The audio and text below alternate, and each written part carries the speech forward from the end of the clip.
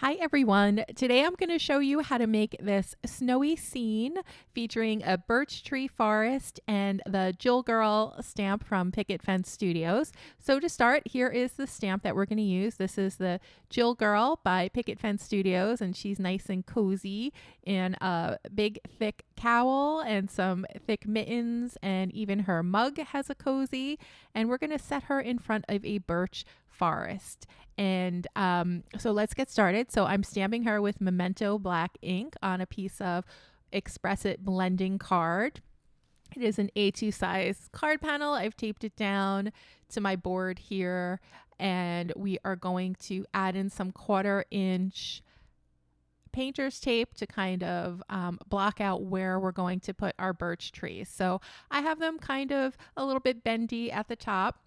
And once I have my 5 birch trees taped down, I'm going to fill in my background. So I thought that it would be nice to have a real pastel, wintry, icy scene behind our little Jill Girl. So I'm using B60 for that lilac in the center, and then some BG10 for the icy blue green on the edges, and then a little bit of B000 to blend the two, and then some BG01 on the very bottom so that it looks super icy and cold where she's standing. And then I'm just going to have fun and blend the colors together.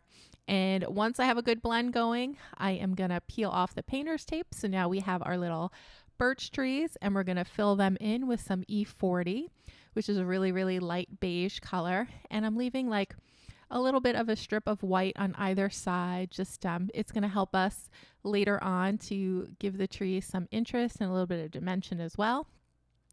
And then these two little trees cross over each other, so I'll show you how to make it look like one's in front of the other in a second. We're going to add the little markings and notches on the birch tree with an E43. And I just kind of put a little fleck on the side, a little fleck on the other side.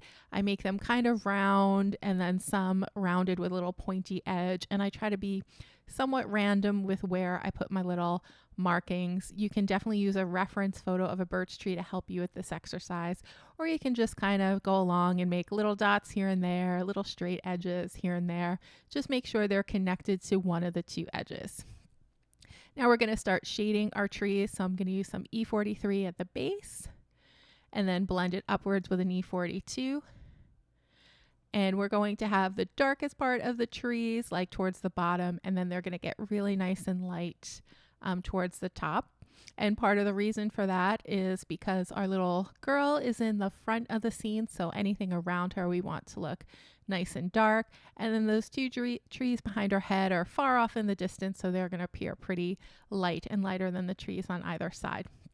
So I'm just going to keep working on my shading, adding some E44 here towards the bottom, and then just blending up to the top.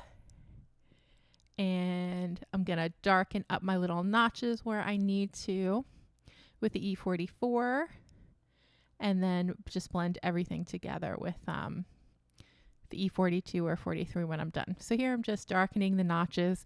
So one thing I found that works really nice is to have 2 different colors for your notches. So you start with your E43, then put like a little fleck of E44 in them, and then just go over all of it with a glaze with this E42, and that'll make a real nice birch tree. So I'm going to darken up the background behind her because it's faded back a little bit. And now we can start coloring in our Jill Girl. So she's going to have some lilac eyeshadow and some rosy cheeks so that she matches the background nicely. And then her skin tones are going to be E00 and E11. The great thing about this stamp is that it does a lot of the hard work for you. So all you have to do is apply the color, and the black outline sort of helps to define all the images. So in particular with the hair, you don't really need to work hard to make it look like hair. You just have to kind of color it in. So usually with hair, you would start with a flicking motion at the base of the skull, and then towards the middle, and then you would flick upwards from the ends, but you don't really even need to do that here because the strands are so well defined. Just add some different colors here and there, some lights, some darks, and eventually it will look like hair. So really fun and easy image to color. For her cowl, I am going to color it in with a base of RV32, which is a nice like rose shade.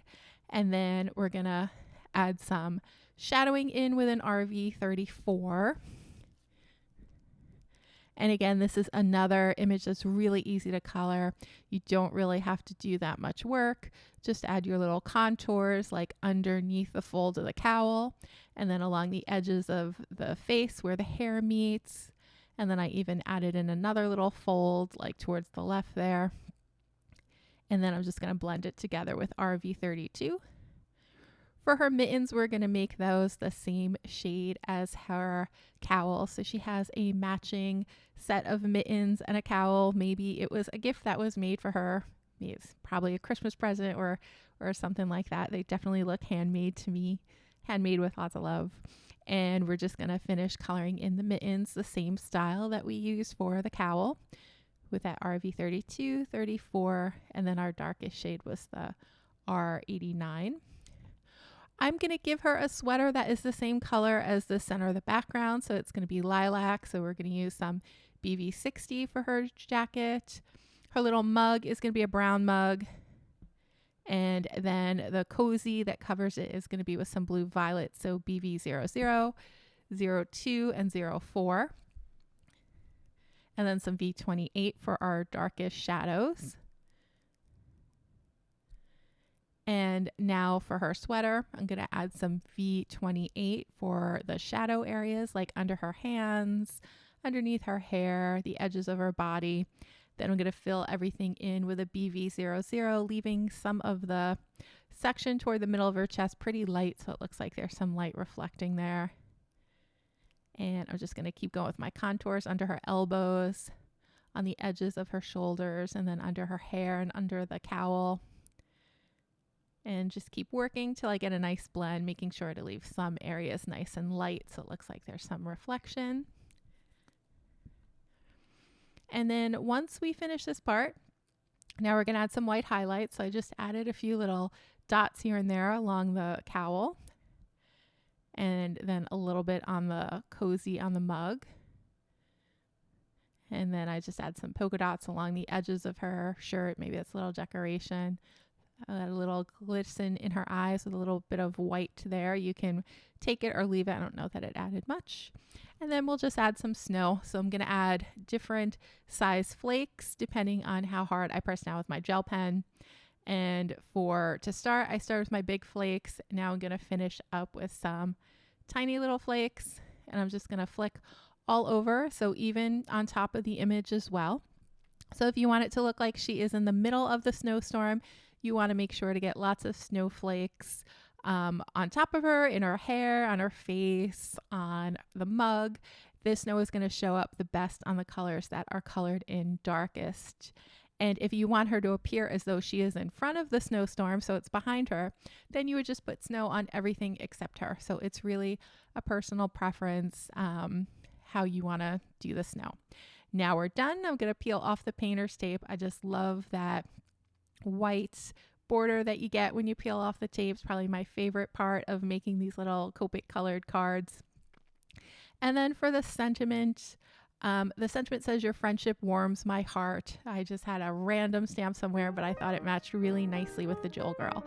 So that's all I have for you today, everyone. I hope you enjoyed this video, and I really hope that you try this card. It is perfect for a friend, and it would definitely brighten anyone's day.